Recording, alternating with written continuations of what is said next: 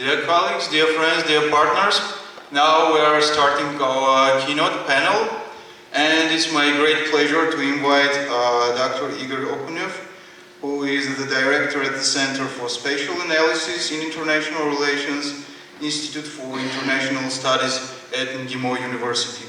And his topic of presentation is neighborhood effect in geopolitics. Please, Dr. Okunev. Thanks once again.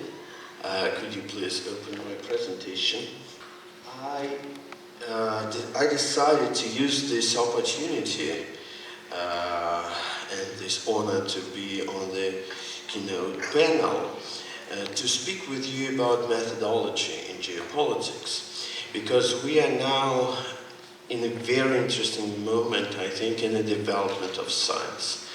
We're in a moment when spatial econometrics, spatial modeling in geoinformation systems will come to geopolitics, and I think will reshape this discipline in the next decades.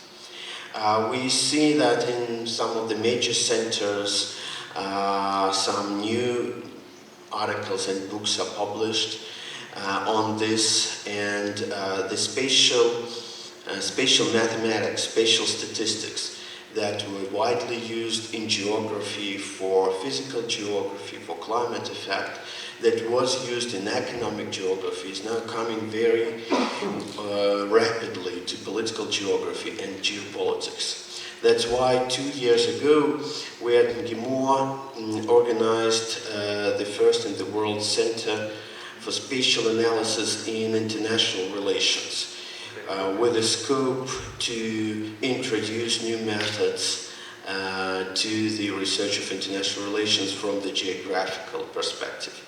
We published a geostatistical atlas of international relations in Russian, and we are now working on the new edition of this atlas in English, and I hope it will be published in a couple of years. So I will introduce you a very small scope of this work for you just to get the glance of what is it.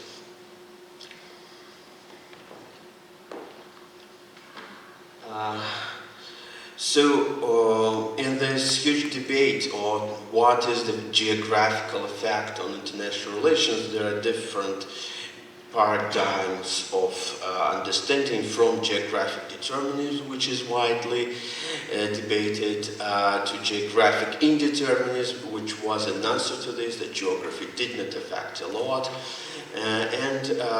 Of course, we need to concentrate on some middle idea, which is geographic possibilism, term provided by Vidal de la Blache more than a century ago, who understood that we could measure the geographic effect. It does not determine, but it affects, and it changes, so we could measure the amount of this effect. So we decided to use new technologies to do this. And we put in the center the first law of geography written by Walter Tobler: everything affects on everything, but those things that are near affects more seriously. But then he added that near, we could understand different things by near that will be important. So how to measure this geographic neighborhood effect? We decided to measure it through the mathematical idea of spatial lag, which is medium on the neighbors. I will show you how it works.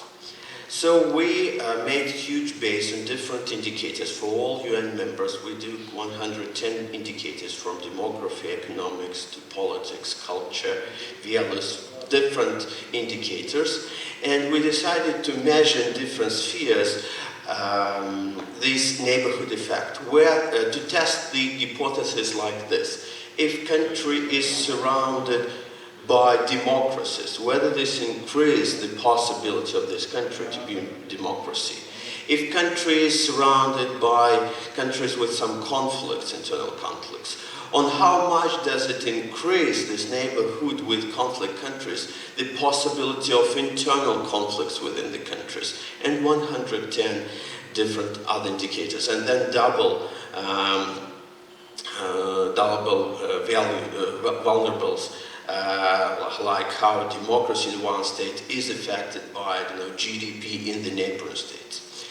So we're doing this, and in this presentation, will concentrate only on one indicator on democracies, which is probably one of the most widely discussed parameter, and to show you how we work with this. So the most important question here is to give the computer knowledge of who are the neighbors. Because if you take only physical neighbors, then you exclude from the analysis all the islands. If you take the nearest countries, who are the nearest? How close should they be? So we programmed the matrix with the weight matrix. So for each country, two of them. First I will speak about geography. So we just found for all countries their official judicial neighbors, and for those that doesn't have or have less than 3, we added the nearest countries just to measure then the statistics, so that each of the country has the neighbors. So that's we produced the physical geographic weights matrix. But then we decided that near could be understood as I told you from Tobler, that in different way, and we decided that we could have a geopolitics matrix. So imagine we live in a world where the continent represented by political and economic blocks. We have a continent of NATO, we have a continent of Eurasian Union, a continent of ASEAN, and there on this continent countries are neighbors of each other. So they are neighbors in geopolitical terms. So we produced this matrix, geopolitical matrix, on the left, where countries are neighbors not in physical terms but in political terms by their membership in different blocks. And then we measured all the statistics for both matrices. So our idea was that in this geopolitics matrix, probably the neighborhood effect is greater. I will tell you immediately that no. Physical geography still plays a bigger role than political geography, and that was a surprise for us. So the spatial autocorrelation is counted by Moran and Geary indexes. So here on X we have this parameter, and on Y we have, and Y we have lagged. So sum of the effect in the neighbors. And as you see, democracy showed that has to be doubled, because it could be from -1 to 1, something like 25% effect. Moran's index is 0.55 and 0.6. In geopolitics, a little bit higher, while in most of the parameters it will be lower. So if we double this, this is 25%. Is it much or not? We could say that neighborhood effect does not determine whether the country will be democracy or not. Yes, we know it before, but it plays its role. For 25%, the development of democracy in the country is correlated with development of democracy in neighboring states, and in geopolitical blocks a little bit higher. But it changes from part of the world to part of the world. We could see on this graph that there are some exceptions, but there are some regions where we have some cluster, geographical cluster of democracies surrounded by democracies and otherwise around. So we decided to put them on the map, and I will come back to this. And this is called local indicators of spatial autocorrelation. So here in red we have spatial cluster of democracies correlated with neighborhood democracies, and in blue non-democracies correlated by non-democracies. On the left in physical space, on the right in geopolitical blocks. And what is most important in this method is not only that we have this cluster, but we have exceptions. So for example here we have India, Mongolia as exceptions, so they are more democratic than we could expect from their neighborhood. Or Turkey and Bosnia being more closer to NATO and being for Turkey member of NATO, they are less democratic than it is expected to be from this neighborhood in this geopolitical bloc. And this is called neighborhood test. So for each country we decided to take their 14 neighbors, physical neighbors. 14 just the maximum we could have, we have in the world neighbors. And to compare how much from these 14 neighboring countries will be 14 statistical members, will be in 14 more close countries in terms of statistics. And you see also some clusters, for example, in Europe or Western Africa, we have 4, 5, 6, 7, which is quite high, statistical members among their geographical members. And for half of the world, at least 2 countries in their neighborhood will be also in their statistical members, which also shows you in geographical terms how these democracies interconnected in the space. And this is my last slide. Then we decided to make geographical weighted regression. So we found regression models, just ordinarily linear regression model. The democracy is could be explained with amount of aged population, high taxes, low conflict, and by some sense low number of marriages. So this regression model explains democracy, you see, are something like 66, which is quite something, but does not determine the democracy. So, but usually in linear regression we have all the observations. So what does the geographical weighted regression is from 2 opposite models. Model of spatial lag, when we save only neighbors for the measurement, and spatial error model when we exclude errors from the model. So we counted with Lagrange multiplier that we could only use error model, so we have to exclude neighbors, and when we exclude neighbors in geographic and geopolitical weights metrics, the explains increases. So you see, for example, in geopolitics it's 77, while 08 we usually use as a model that could describe. So when we exclude geographical neighbors, and especially when we exclude geographical geopolitical members, the explanation of this model increases. So that shows that generally, if we speak for this model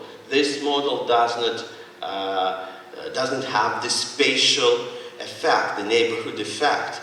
But to get to this idea, we need some specific geographic, geostatistical methods to get to this idea. So we did, as you see, more than 13 million regression models. That's a huge work for the computers, and we are continuing this work. I just wanted to use, as I said, this opportunity to introduce you some of the methods we are working, and I think that that will be a new page in the history of geopolitics. We plan to hold next IPSA RC conference on methods in geopolitics next November, and I invite all of you and your colleagues to participate in it. Thanks a lot.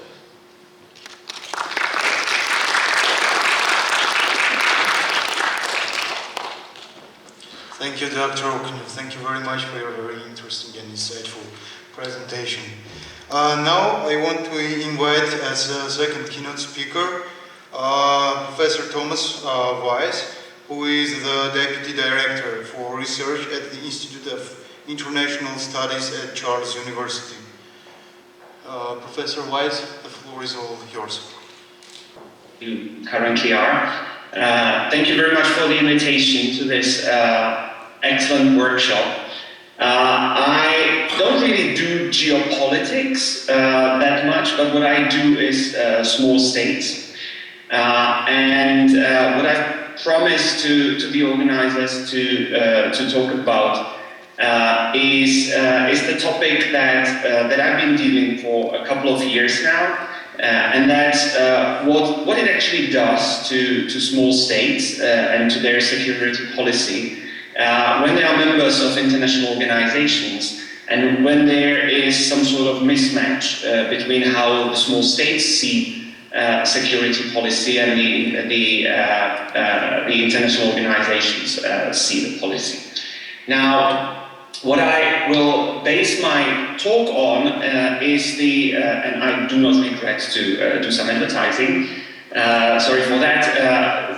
I will base it on a book that is about to appear in Routledge next month, hopefully, if everything goes well. It is a collective volume with contributions from all around Europe, and it focuses geographically on Europe. And asks exactly the question how the politics or security policy making of small state governments of countries that are members of the European Union and of NATO, which are probably the most advanced organizations in terms of security that encroach into policy making and affect security policy making of small states, how they deal with the situation when there is some sort of mismatch. Now the departure points are as follows. What we argue, or what actually a lot of academic literature argues, is that international organizations alter the behavior of its member states, disregarding whether they are small or big, and that security might be constructed differently at the level of the state and at the level of the international organization. Now, this is obviously true only for those organizations that have a lot of autonomy in shaping and a lot of their own policy-making capacity. Now, small states, as you all know, because we focus on small states, are disadvantaged in international organizations because they are simply not the big countries, they are not the big member states. They are not always able to influence the definition of security threats at the international organization level. But at the same time, the small states are more dependent on the well-functioning of the good functioning of the international organizations.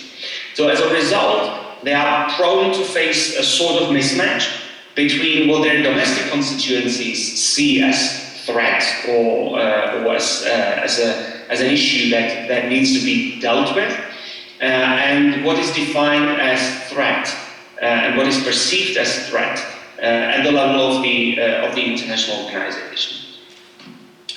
Now, what we want to do in our chapter in the book, and what we actually want to talk about in the book as a whole, with all the contributions, is to ask what happens basically when such a mismatch is there, which level gains more weight, and how the small state governments behave. Now, what we tried to do was to develop a sort of typology, which I will present in a very brief time, of how these small state governments can react with a very simple matrix that exactly focuses on what gains more weight in the small states' decision making and how they decide to proceed. What we also do is to show on very short, very brief case studies how these reactions may play out in real world, or have played out in real world. We try to identify, on the case of Czechia, examples of these 4 models of behavior that I will show you in half a minute. And we discuss the implications for the international organizations, for the literature on small states, and obviously for the small states in question. Now, we decided to build up our typology based on 2 dimensions. One of them, the one here, the vertical one, is the issue of preference. That means if there is a mismatch between the threat perception at the state level and or domestic threat perception and the threat perception at the level of the international organizations, which constituency is preferred for the nation-state government. So whether they basically focus more on the threats that are identified by the domestic constituency, or whether they go with the flow at the international organization level. At the same time, the governments can do that in 2 ways. They can do that openly and publicly, so they can show what their preference is. They can argue why that is their preference, or they can try to hide. Now, this is something that is relatively easy for small states, exactly because they are small. So they do have a disadvantage that they get into this situation probably more often than larger states. But at the same time, because they are small, they don't really care that much. They don't really matter that much, and nobody really cares that much about them at the level of the international organization. So the stealth approach, so basically following their preferences but not really letting anybody else know about that, is probably slightly easier for small state governments. We've labeled these 4 types of reaction as you can see on the slide. So when the governments prefer the domestic constituency and the domestic security threat perception, they can either do it openly, so they openly challenge the international organization, or they can do it by stealth, which we call free riding. Or they can prefer the international threat perception at the expense of the domestic one. They can do it openly, so they don't really play any games with the domestic public, and they may try to securitize the topic, which is securitized or seen as a threat at the international level domestically, or they can simply just follow the international organization's lead and implement what is being set as a policy at the international level domestically by stealth. Now, what we asked in our chapter was to what extent these types exist in reality. We've picked Czechia as a showcase. We don't really argue that it is anyhow methodologically rigid, but at the same time we believe that Czechia is a sort of typical small state within the EU and within NATO, because it is small enough not to be able to influence the international level all the time and every time, but at the same time it is not a microstate, so the domestic constituency does have an expectation that the government pursues independent policy.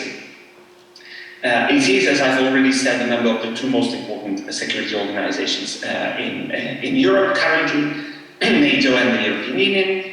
And we focused on on cases which have happened over the past 5 or 6 years, so that we can argue that this is not a sort of a single policy which would just change with new government or depending on the time period. Now we've identified, and I'm not going into details on the data, but we generally identified 4 cases in this time period that each of them could be connected to one of the four ideal typical situations and reactions. We have found open challenge regarding the relocation of asylum seekers in the EU, where the Czech government openly challenged the policy adopted at the EU level on security grounds and for security reasons because the 2015 decision on the relocation was clearly security related. We've identified at the same time free riding when it comes to defense spending and the Wales pledge of the North Atlantic Treaty Organization, when the member states pledge to spend at least 2% of their GDP on defense. This is something that the Czech Republic has not done and isn't doing, but at the same time tries to be very silent about it at the level of the international organization. We have also identified the situations when the international organization security perception was prepared, either with the question of counterterrorism and military engagement in Sahel, where the Czech Republic has been engaged despite having basically no tangible interest there since 2013. And it has engaged in very intensive domestic securitization of Sahel and terrorism, but also the implementation by stealth when it comes to the security of personal data and the implementation of the European regulation on the General Data Protection Regulation, the GDPR. So I'm now coming to the conclusions. What we suggest. We suggest that all four types of reaction may be present in a single state's security policy around the same time. So what we argue is that the governments decide what their policy is and would be depending on the current context and the character of the pressure within the organization and the type of the pressure. The issue is how intensive the pressure is, how credible are the repercussions, and what we've identified in the practice of the Czech Republic is the fact that miscalculations and misperceptions about what the domestic population actually wants and fears, but also what the international partners want and what is important for them, play an important role in the individual decision making. At the same time, while we argue that there is the possibility for each of this type of reaction in a single member state's government conduct, that does not necessarily mean that these decisions are completely independent. What we've identified and what we argue is that short-term decision on a single policy issue may have long-term effects. One of the examples that we've identified was the domestic securitization of Sahel and of counterterrorism or terrorism in general in the Czech society, which curtailed the policy options for the government in 2015 when it came to the migration crisis and so-called migration crisis. When due to the domestic securitization of terrorism, the issue of migration was very much connected to the issue of terrorism in the eyes of the population, and the government then had very much restricted policy options how to behave, also because of the upcoming elections and other domestic political factors. So what we've seen was some sort of cross-fertilization of the domestic debate, where the government is unable, or well, should be able, but often might be unable to foresee what the individual policy decisions, which might be very rational at a given moment, what they might mean for the same government just in a couple of months or a couple of years' time when it comes to another issue where they again face the mismatch. between the domestic and the international security or threat perception. Okay, thank you very much. I will stop here, and I look forward to the debate.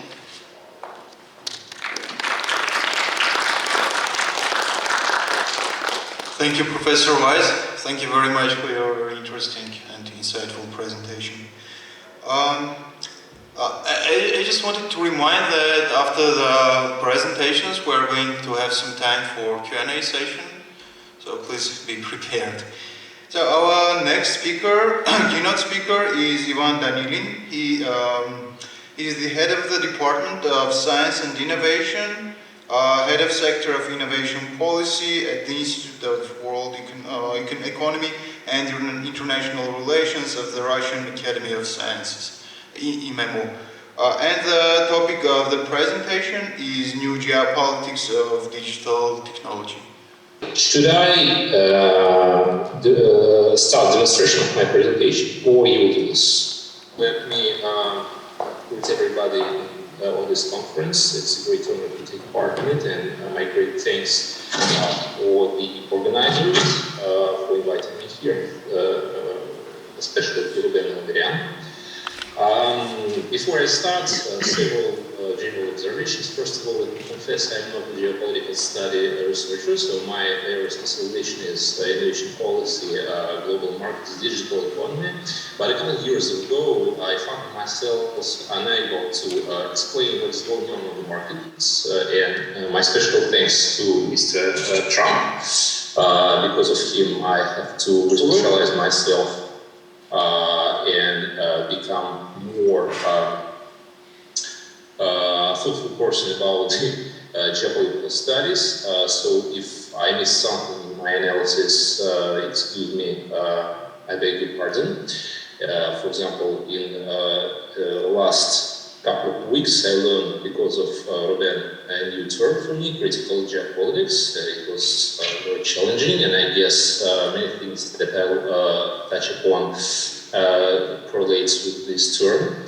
And secondly, since we are in the middle of the global trend related to the geopolitization of technology and technologization of geopolitics, these trends are very long-term, and I find myself behind the backs of two great persons, Niels Bohr and Victor, who with the gap at 60 years found that the predictions and especially analysis of long-term processes are very difficult. So some of the outcomes of my research, especially considering the classic geopolitics, may be wrong when it comes to the long term. Unlike economy, because economy is a very inertial sphere of life. First of all, let me give you a very brief overview of ICT, global ICT industry, and this is actually about why I stress digital technology when it takes the problem of technology geopolitics. So ICT is now about 4% of GDP, global GDP, but when it comes to the digital economy, the special new phenomena, including internet markets and the effects of the ICT industry on the manufacturing, agriculture, and other industries of global economy, it comes up to 25%. Also, it's the centerpiece of global innovation and high tech, so I'm not going to read all the numbers. I'll just say that, for example, research and development expenditures of big three in the United States, and this is Facebook, Amazon, and Alphabet, which is the parent company for Google, is now comparable or larger than that of the whole US pharmaceutical industry and aerospace and defense as well.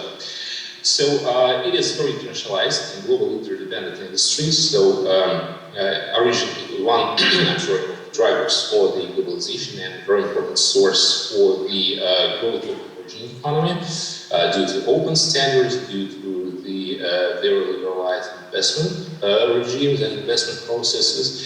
But when it comes to the absolute numbers, it's still very concentrated, highly concentrated in the top 10 economies. With the two leaders, and this is China, which is leader both in trade. It's about 14% of global trade in ICT products and much smaller in ICT services. and up to 30% of global value added, which is really a spectacular growth considering its minor role in value add of ICT 20 and 25 years ago. But still, the United States leads the technological dimension of the global ICT because about half to about 2/3 of most important areas of ICT industry and ICT processes still concentrated in the United States, all controlled by the US multinational corporations. So when I started thinking about this presentation, at first I decided to give a very brief overview about the impact of the emerging digital technologies on the power distribution, power aspects. This is especially true since most of my knowledge about geopolitics comes from the realist researcher William Workford, so power is very important for me and from this point of view. But it appears that there is not much new, and all the issues, I guess, are well known for you, be it cyber vulnerabilities from affecting infrastructure and, for example, personal data as an important new source of growth and security. And from this point of view, let me remind you of recent history with the Chinese company, which was prohibited to acquire US gay dating service Grindr because of the possible espionage and blackmailing of the LGBT community in the United States, and up to what is called fake news, and a term that I think I invented, fake news, so creating brand new phenomena in the social and ideological spheres.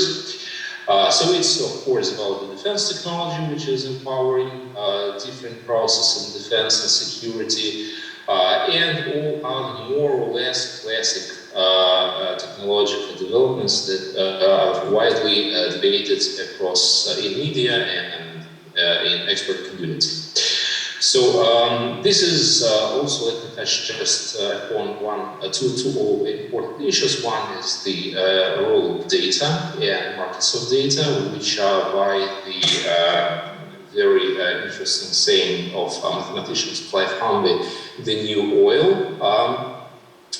And of course, this is the issue of supporting both diplomacy and soft and smart power, which is more and more debated in the literature, especially when it comes to different neo-Marxist ideas about data colonialism and so on. But when it comes to the power analysis, let me say in practice, not in situ, so we can say that there is not so much transformation that we can see right now on the global level.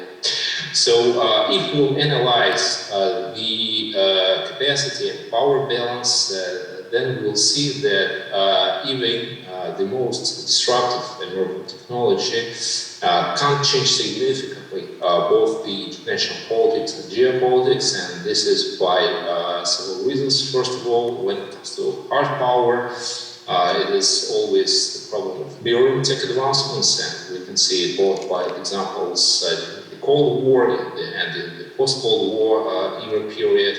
There can be some asymmetric solutions or using other factors of power to compensate the technological superiority of the adversary opponent, and other issues are the processes that may be used to diminish the relative technological achievements of the opponent. So also there is a problem of great inertia of changing capacity of powers and power balance because both economy and defense are the really great sectors of economy and public life, and it's not very easy to change power balance here. The same can be said about the soft power, where technological superiority is not always a decisive factor, and we can see this when we, for example, if we'll, for example, speak about the different terrorist discourses on media, which are not very much technologically advanced, but capture an enormous level of attention. For the economic development, there is also important issue of,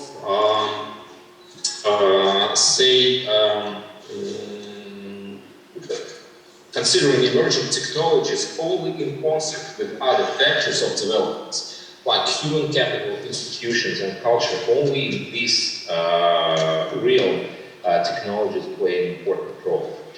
However, there are very practical consequences of emerging digital technology for geopolitics, and we may coin it as a geopolitical psychology.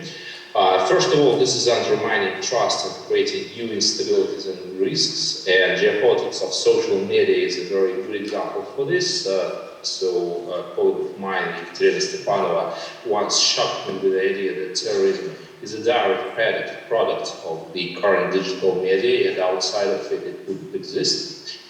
So there is a very classical idea of our threshold for the use of lethal force, engagement in conflict, and very real cyber threats. But for me, it's much more important to speak about the adverse impacts on decision making, and this is about the securitization of emerging technologies in the national politics, especially considering the techno-solutionist agenda of the elites, and this is term coined by Evgeny Morozov in his famous books, to save everything, click here, in 2013, and relates to the belief of elites and wider public that technology could solve and do almost everything. And this is a rising vision of digital technology as a new structural and institutional power with a coming race for the emerging technologies and looking at the technological markets and technology themselves as a zero-sum game. Here I would like to state that Vladimir Putin in his speech several years ago coined this idea in the most clear way, saying that whoever becomes the leader in the AI space will become the ruler of the world. Of course, this all affects both international relations and the vision of powers inside. So, but still, once again, speaking about both realist position and my own background, for me it's much more important the economic changes that are brought by the digital technologies. Of course, taking account all these institutional, cultural, and other factors that I mentioned earlier. So, first of all, this is about the changing capacity in the long run, both about GDP, about the human capital, and so on. There is much debate about the coming digital revolution. Is it real or not? And what would be ethical is a very different set of questions. But the most important issue here is that it really accelerates the economic growth and transformation. And we know it from the statistics and from the multiple case studies. And which is much more important, that it's unlike the period of the Cold War, commercial high-tech and businesses now play much more important role in these transformations than defense and security community. And even when it comes to AI in the United States, there is much debate among the security researchers and of the defense officials who say that the development of military AI applications now face great challenges because most of the brilliant and brightest specialists in AI are in the commercial sector. So finally, there is a question of power through control of technology ranking. When I'm saying ranking, this is not about the financial implications, this is about the controlling of key elements of global value chains through the intellectual property rights and business activities in these sectors, thus forming a very specific situation on the market. As a case, we may take the US-China tech war, which perfectly illustrates all these ideas. Once again, as the presentation will be available, and it's more or less well-known things, I will not stop here for much time, just saying that the tech war was a bit unexpected event for the economists, as well as the trade war in 2017 between the United States and China, but more or less has well-recognizable features due to its great resemblance with the patterns of sanctioning policy of both Cold War and post-Cold War period, so that one of the most known researchers in the sanctioning policy is Bauer, in his article 2020 mentioned that there is nothing new in this situation. So here we can see digital technology as just another form of strategic resource, and once again, be it oil, be it Arctic and territories, and whatever, it is not new. And everything that is done may be placed on this kind of metrics. I tried to conceptualize what was done during the last 3 to 4 years by the United States, and more or less everything fits good the already existing practices and approaches. What really tech war changed is the different strategic and decision-making things and processes.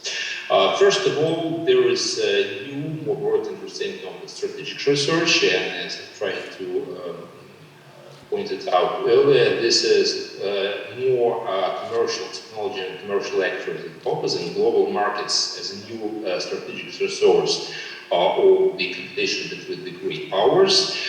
So with global technology ran at the center of these new conflicts. Because if we take, for example, 10 years ago or 15 years ago, there was still a contradiction between the United States and China, and most of what is said between the two powers is for now what's raised in this period, but it was made in China 2035, I'm sorry, and some other initiatives that are focused in rebalancing architecture of global value chains, making China a center for the digital innovation that changed the US approach, and actualizing both the United States protectionist and sanctioning policy, which resulted in moving the conflict and the tech war itself to a kind of emerge of the classical technology sanctions, well known from the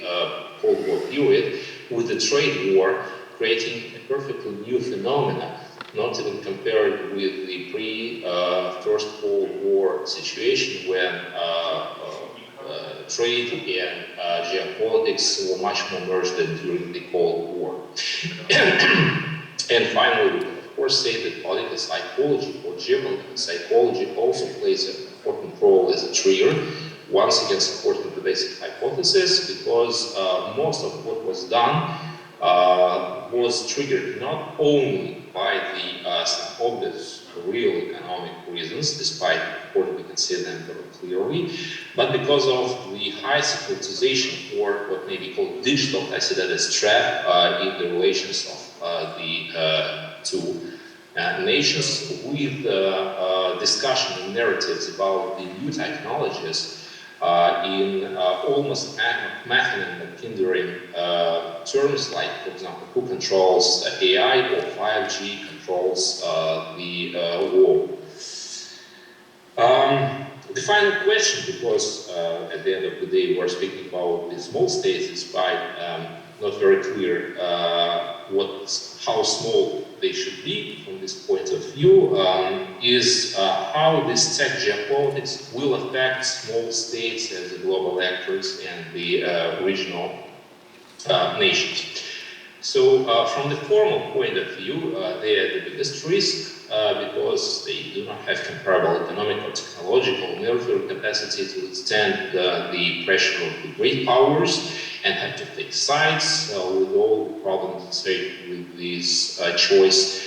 But in reality, when I contemplated about the possible roles and historical analysis for the small states, it seems that in reality they have much more freedom of action and potential for benefiting from this situation than the bigger states.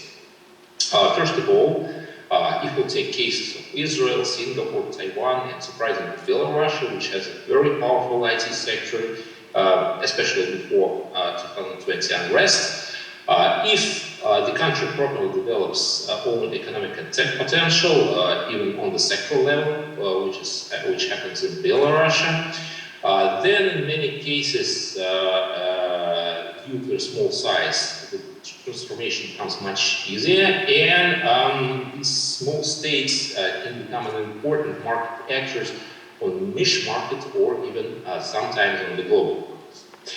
So sometimes they appear, and this is much more a question for the geopolitical researchers than to me, but once again, sometimes they appear to be an important geopolitical actors by different strategic reasons with much less stringent control of their great partners. And we can see it even in this present tech war, as well as, for example, Cold War practices, and the zero or less pronounced sound geopolitical ambitions make them less visible for the great partners, for great powers that partner with them. So this tech pressure may be efficiently evaded by the small nations, which will have also freedom in their technology policy. So this confrontation, considering all these facts, may really benefit the small states, which will not take sides, but rather focus on the economic reference and development of human capital, technological sector, and so on, with the build-up of national tech capacity, especially because the digital revolutions may and will create some new markets, new niche markets, and new possibly revenue technologies that may be the centerpiece of these small states' capacity and potential. Just finalizing, once again thinking about the situation, I found that some new roles may be attributed to the small states. So what we see now, both in relations of China and the United States, or China or Russia and the United States, and well, in some other cases, there is a problem of lack of trust and lack of conversation between great powers. Also because we do not have platform. Historically, small states, be it Switzerland, or if I may call Finland a small state, this process was supported and localized on what may be called the small or small and medium states. And the getting back to some new normalcy in the economy, digital economy, in tech trading investment, also may be supported by the concert or by some unique nations, small state, as a platform for future negotiation, which I call the digital Helsinki process, just digital Helsinki. This is a new role. It's almost unseen as for now because nobody is ready for conversation and dialogue on the digital technology issue, but it is a possible new role for the future, which hopefully will get back us to the new normalcy, with much less confrontation than is seen now. Thank you for attention and sorry for taking too much time.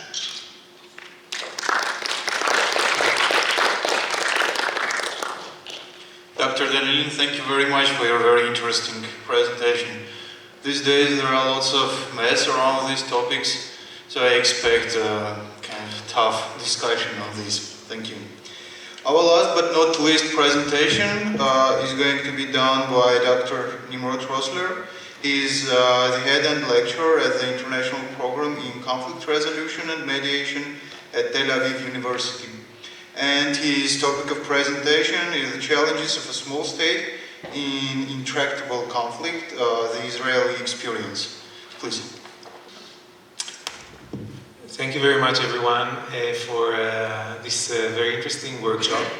I would like to acknowledge specifically Professor Elamiryan for organizing this together with his organizing team, and Professor Danilin for the generous hosting me and inviting me to this workshop.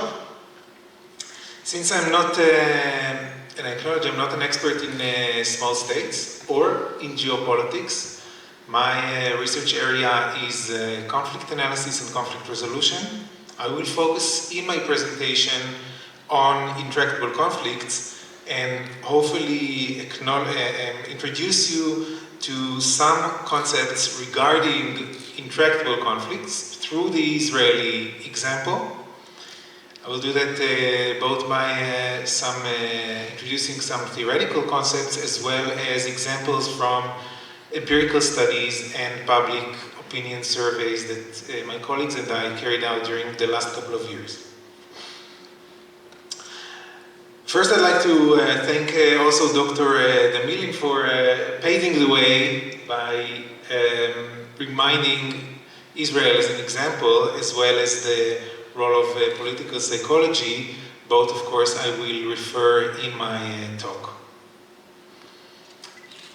So, intractable conflict is a way of typology, one of the typologies of conflicts that relates to difficult, violent conflicts around the world.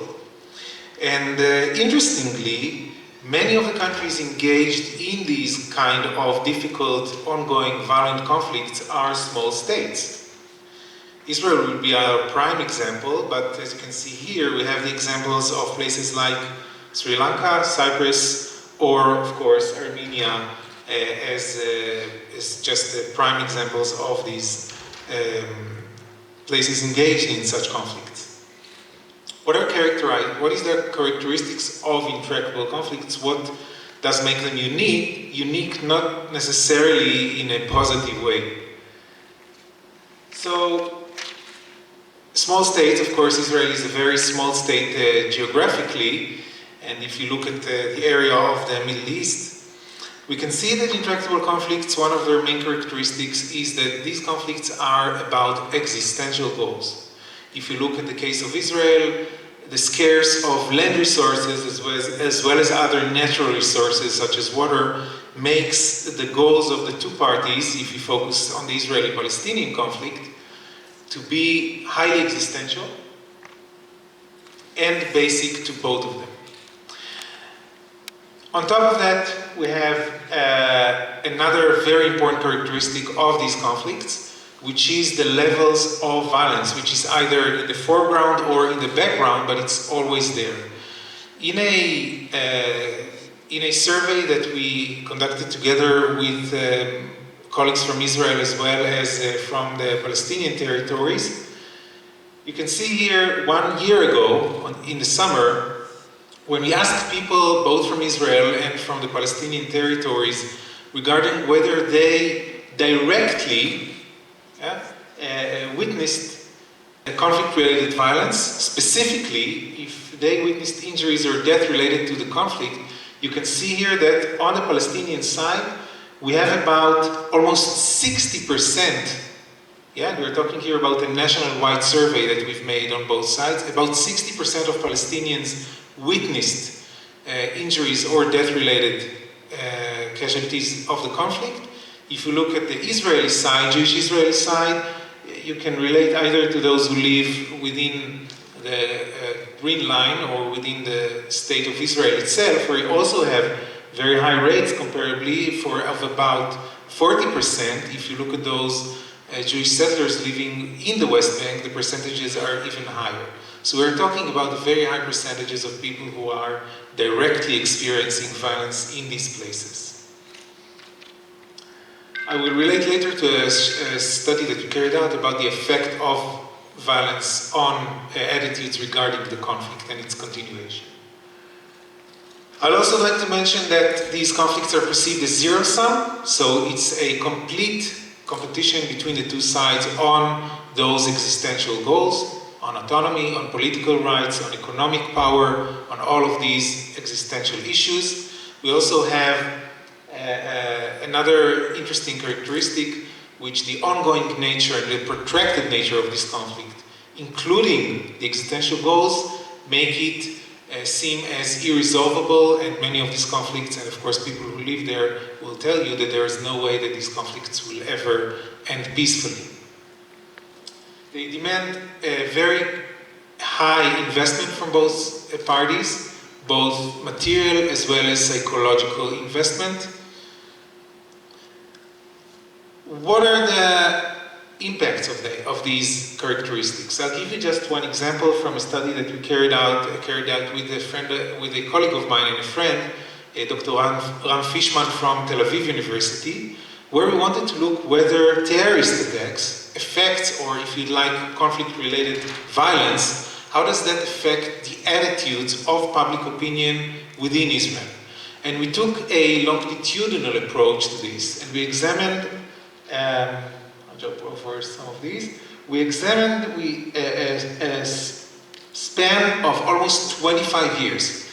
We took a monthly survey, a survey, the Peace Index, which is a survey which is carried out on a monthly basis in a nationwide sample within Israeli population, and we took the data about terrorism from the Global Terrorism Database. We examined whether the number of incidents, whether there is at least one terrorist attack, affects the public opinion regarding the continuation of the conflict and peace within Israeli society. And what you can see here, I won't go over all the details because of the short time, I will just jump right over to the results. You can see here that we have a very large sample of almost 300 individual surveys. And what you can see here is that if we put that into the regression, the number is not that big of the impact of violence and terrorism, but if you compare that to voting or the ideological tendencies of the population, you can see here that it is quite influencing violence in the conflict, and we have here a very strong evidence to that in our study. So we can say that terrorist attacks or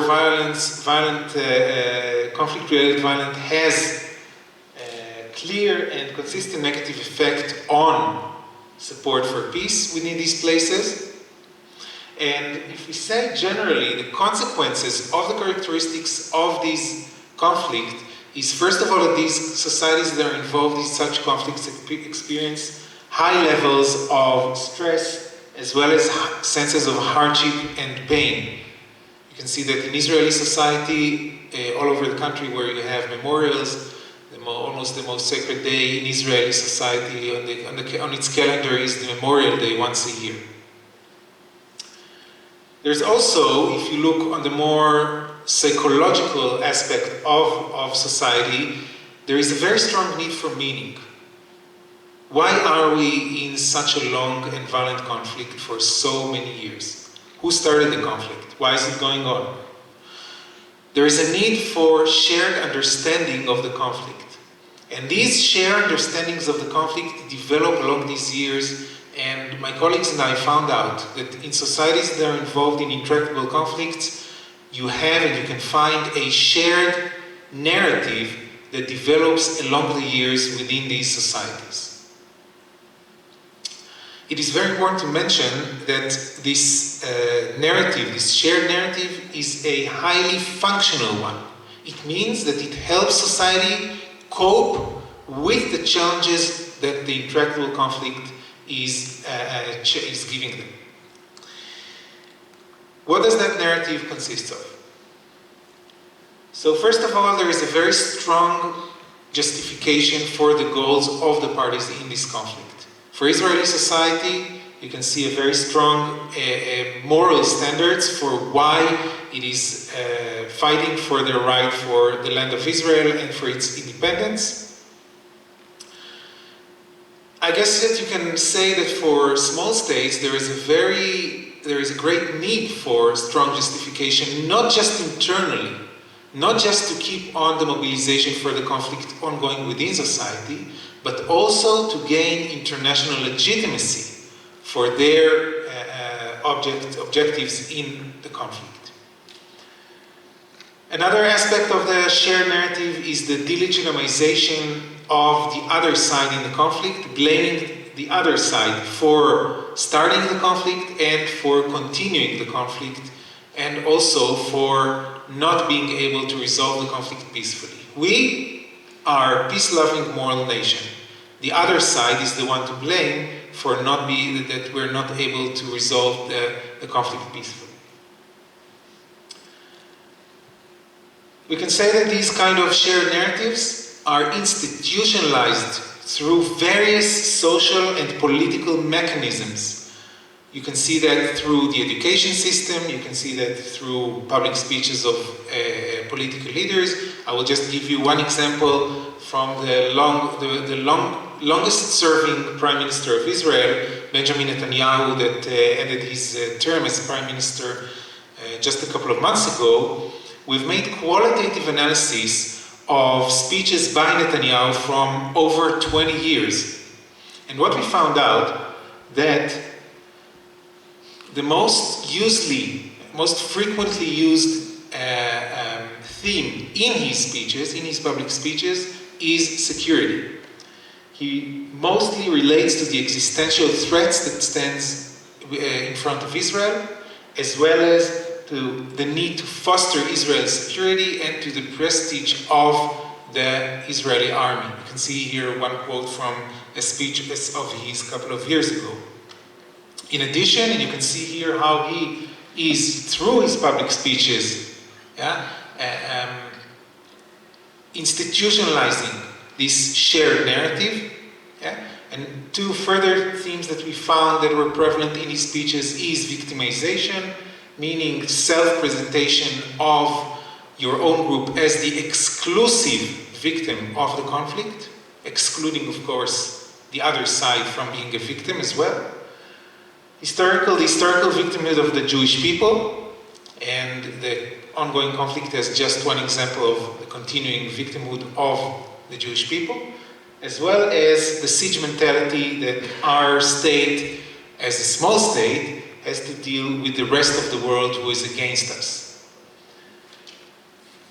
I'm jumping ahead, and what's interesting about this collective narrative is not just that it's deeply institutionalized, it's also very rigid and entrenched. If you come to Israel and you ask people about their opinion about the Israeli-Palestinian conflict, you'll hear very solid ideas about what is the conflict about, how it should be conducted, and whether there are any prospects for peace. From our research, I can say that this collective shared narrative was found also in other societies that are engaged in intractable conflicts as well, not just the Israeli society. Giving you just one example for that, also from the joint survey that we did with our Palestinian colleagues. You can see here that during the last couple of years when we made these nationwide surveys, the belief that one can trust the other side is only around 20%. They believe that they can trust the other side. You can see here that there is a very small minority, about 17% in our last survey, that believes that the other side is willing to support a two-state solution to the conflict, a peaceful solution. And you have a very big majority, or if you'd like, a minority that thinks that the conflict is not zero-sum, or putting it differently, a big majority that perceives the Israeli-Palestinian conflict as a zero-sum game. The end result of these shared narratives is, on the one hand, as I mentioned before, it's highly functional, meaning it has very important implications for society to be able to withhold the conflict, to mobilize for a long period of time for the conflict, and to put a very high investment in material and psychological investment in the conflict. But the other side of the coin is that this shared narrative stands as a barrier to peaceful conflict resolution. It is actually making people to accept that the conflict is irresolvable and therefore they need to prepare for almost endless conflict. If you look at, once again, on our joint survey, you can see here that only a minority, 41% of Israeli Jews, think that a peace agreement should be the next step in the relations with the Palestinians. If you look at the Palestinian side, you can see here that only a third of our sample supported a peace agreement as the next step with the other side. The majority of both sides support the continuation of the conflict or even intensifying the conflict. To end in a more optimistic tone, what does that mean? Does that mean that there is a dead end to intractable conflicts? Is there a way out? I'd like to point two possible venues out of many, of course, that could be taken, and I would add should be taken in order to assist these kind of difficult, violent conflicts that the societies that are engaged in them pay very high prices for their continuation, as well as the world as a whole. What can be done? I'd like to give you one example from the leadership level and the other one from the public opinion or individual, if you'd like, individual level of society members. Egypt was the biggest Arab state, the biggest neighboring Arab state, and the biggest enemy of Israel until the late 1970s. Its president, Anwar al-Sadat, made an historical movement when he came, historical move when he came to visit Israel in 1977 before a peace agreement was signed between Israel and Egypt. When he came to the Israeli parliament, he said the following things. So you should know that it is not just us, group of researchers who are dealing with psychological aspects of political conflicts. It is actually Anwar al-Sadat's idea. This is what he said in the Israeli parliament in 1977. Yet, there remains another wall. This wall constitutes a psychological barrier between us, a barrier of suspicion, a barrier of rejection, a barrier of fear of deception. This psychological barrier constitutes 70% of the whole problem. Where did he come up with this 70%? I have no idea. But what I can tell you is that if we look at public opinion before Anwar al-Sadat's visit, he gave a very exact number. Before Anwar Sadat visited Israel, 70% of Jewish Israelis believed that Arab countries don't want peace with Israel. Look at the huge difference that his historical visit made to Israeli public opinion. It dropped from 70% before his visit to 18% after his visit, a decrease in more than 50%. And it was a gesture, a symbolic gesture that he made. He did not bring any new offers to the table when he came to visit Israel. So, leaders could make substantial moves that could affect the trend of the conflict and affect public opinion. Can we do something, not as leaders, but as researchers? This is what we're trying to find out with a new model that we developed. We call that the IPM. And my colleagues and I developed that during the last couple of years in a research project. I will show you a brief example of the main ideas of this model through a very short video that we've created with a production company. And after watching this 40-second video, I will tell you the main concepts of this model. So first, the video, if you can help me play that.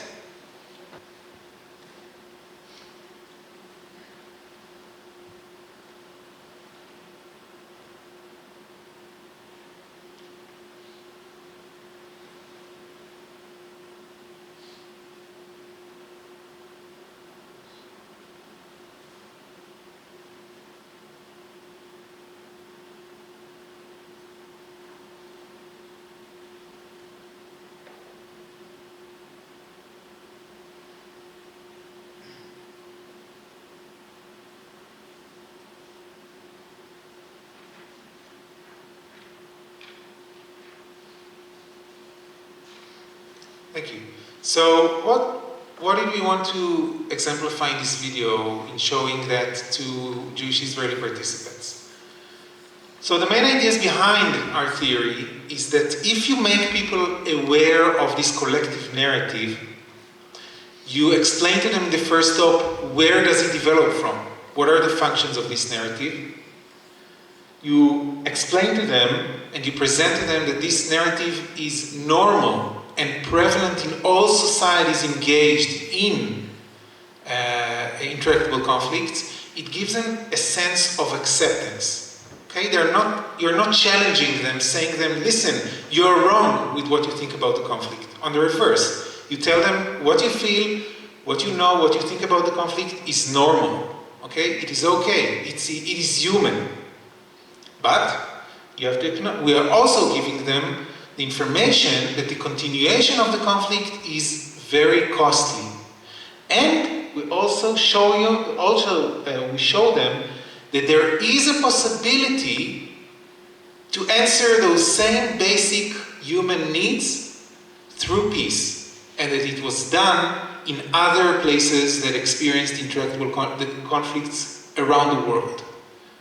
So it gives them both a sense of acceptance at the beginning and pushing them to consider change in the second part of the model. Just quickly telling you from 2 empirical studies that we've carried out among a sample of first 500 and then 1,000 Jewish Israelis, we can see that after watching these videos,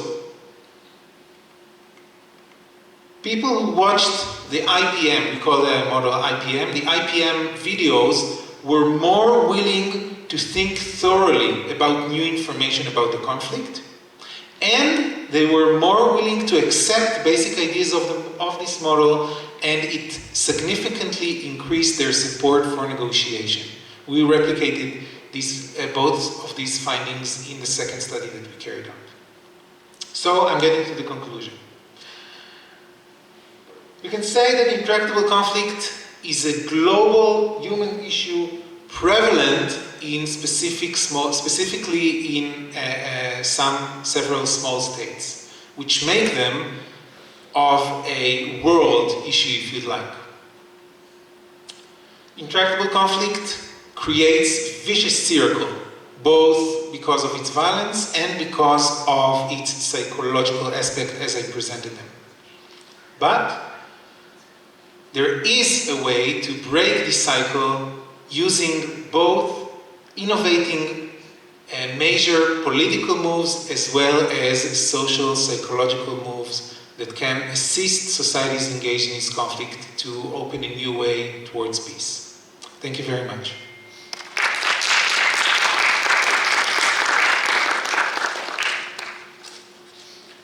Thank you, Dr. Rosler. Thank you very much. Actually, the topic is very sensitive these days, also in the Armenian society. And there are multiple questions, of course, regarding how it's possible to kind of bring together different narratives and make them kind of one narrative which works for both sides, and how the sides are ready for this, how the sides are ready for the compromise. But anyway, thank you for bringing up these issues. Are there any questions? Please present yourself and the question. Thank you very much. My name is Máté Szalai from Corvinus University of Budapest and the Institute for Affairs and Trade, and I would have 2 questions to Professor Weiss and Professor Danilin. I hope that they can hear me.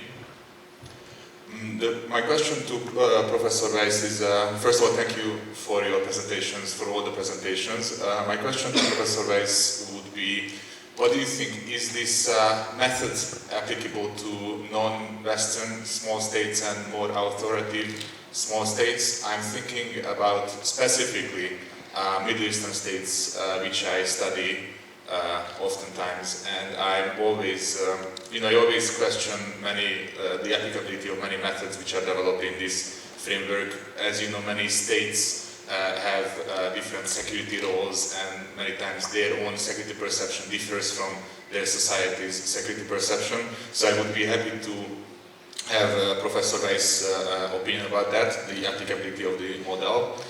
And my question to Professor Danilin is, can you elaborate more on the role of digital technologies in facilitation or mediation efforts of small states? Thank you very much. I think this is a very good question. Thank you very much. And I think it has got 2 dimensions. One of them is the issue of domestic securitization, and to what extent the fact how the population sees security threats matters for the government. And obviously there is a clearer link in democratic societies than in authoritarian ones. However, I would probably direct your attention to articles by a Finnish researcher called Vuori. I'm now not really sure about his first name, who studied securitization within authoritarian regimes and argued that it is possible to use this concept in those countries, but just you need to change who actually is the public.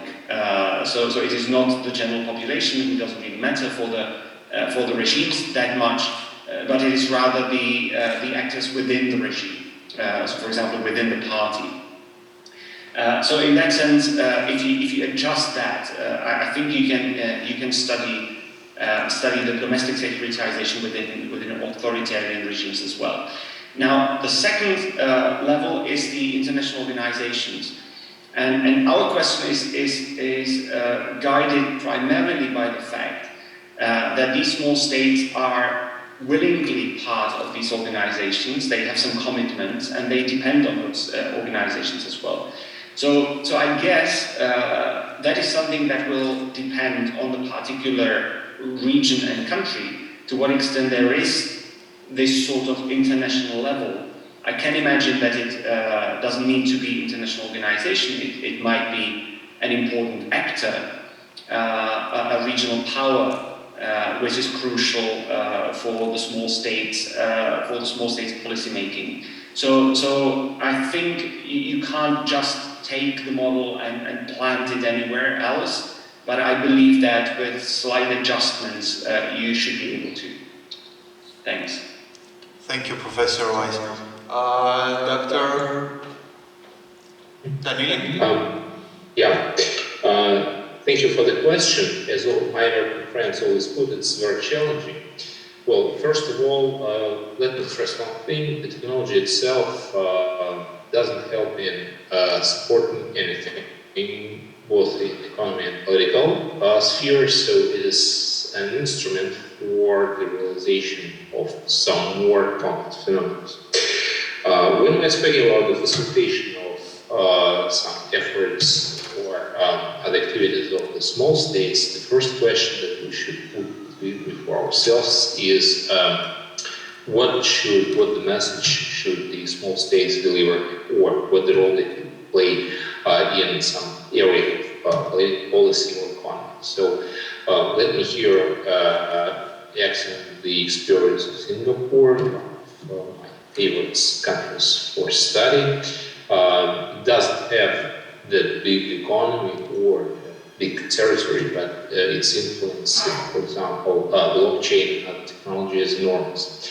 So when it comes, for example, to discussing some very specific economic issues, like, for example, inclusive growth and its political implications, I guess the small states have a much better position than some bigger actors in this kind of discussion, and digital technologies, be it some social media sources or blockchain itself as a facilitator for the discussions and for delivering message, may be an important factor of this. But when it comes to very more complex issues, for example, the geopolitical debates between the great powers, so digital technologies per se seems to be much more secondary thinking. I mean, if you want to, for example, position the United States and China, not force, but deliver them ability to speak, to negotiate, be it the political leaders or, for example, so-called second track, the digital technologies may be helpful, but not decided. There are other different, much more complex, be it political psychology or real politics or other things that would shape this process. So digital should be used in the areas and accented in areas of international communication, international policy, when they really would play a role. This is is one again. Maybe this is my position as much more economic study person. So my idea is much more social and economic than political area.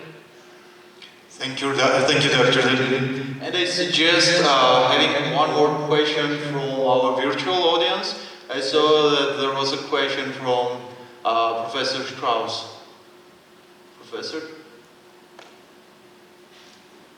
Okay, thank you for these fascinating presentations. I have a question for Dr. Danilin. It seems that small states have some particular advantages as a group when it comes to digital technology. One of them is that it's a product of intellectual resources as opposed to physical resources, and as a result, you don't need a lot of physical territory to develop this resource. The second is that the location of the states on the globe is almost irrelevant, and a lot of small states are not necessarily in convenient areas, shall we say, for physical interactions, but they can benefit in terms of digital interactions. And the third, of course, is the fact that they don't have huge territories can make it easier to develop the infrastructure covering the entire state than it might be with a large state with many vast areas with small populations. So it seems to me that small states have a particular, can have some advantages when it comes to digital technology, and I'm a little surprised that there aren't more on the list that you mentioned of small states. I mean, there are more, obviously. You gave some examples. They're not the only ones. But I am surprised that you don't hear more about a lot more small states getting involved in this stuff as a strategic area of their development. Maybe it's because I'm ignorant about the fact that it's happening. Maybe it isn't happening. So I'm just curious about what you see from your perspective, since it's closer than mine to this particular issue. Thank you, Professor Strauss. Dr. Thank you for your question. So let me start from the beginning. You're absolutely right. The small states, as I often try to point out, have some advantages over their biggest counterparts in the developing digital economy. And this is one case, one reason is what you mentioned. There is much less costs for the infrastructure and much smaller space to be covered by the digital services and digital infrastructure. But in many cases, a much more important thing is the pace and the rate of the changes, especially when it comes to institutions, to the markets, to the culture, because in the small states, all these processes happens much quicker than in the bigger one.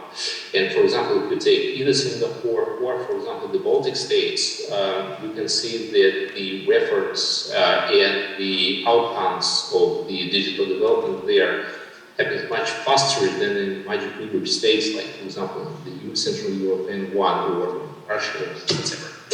So I would not totally agree with the idea that geographical position doesn't correlate with the success in the digital era. The question should be placed a bit different. So if you focus on the digital goods, like, for example, ICT products, the electronic components or electronic devices, it really matters. This is why the Republic of Korea, Singapore, Hong Kong play so important roles since 1980 in on these markets.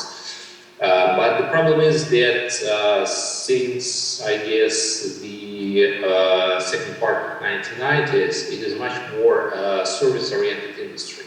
I mean that ICT global trade and investment landscape is dominated by the services, over-the-top services, like, for example, media, like advertising, like data analysis, whatever, then by the trade in goods.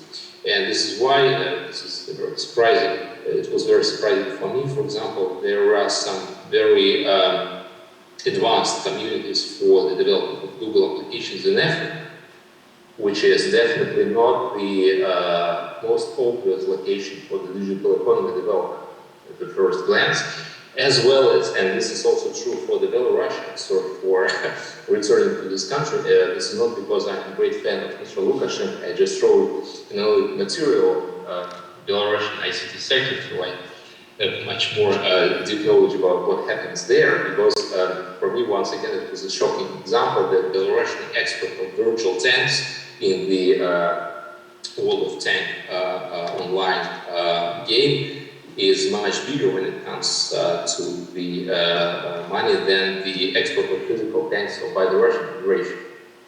So once again, this sectoral approach in a small country and so on was very effective. So as far as I address your second question, there is an issue of the microstates. Do I understand you correct? Well, yeah, in the sense of developing the infrastructure more densely and things like that, I would imagine microstates are the best position for that. But I was talking about small states in general. So for microstates, there's a very different situation. Historically, we know only a few examples of this kind of international entities. So there's just 4 or 5 that I know, at least as a successful cases. So, and for example, some Baltic states are, so Singapore once again, Hong Kong, before it's included to the mainland China.